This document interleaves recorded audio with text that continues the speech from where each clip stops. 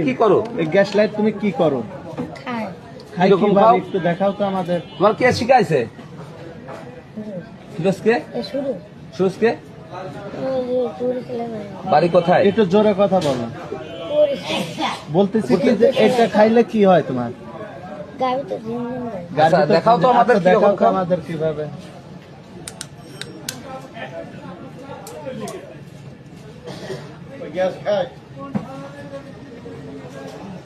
কি স্টাইল এই সব ট্রেনিং কোন খাবে হুম। জুইলো করো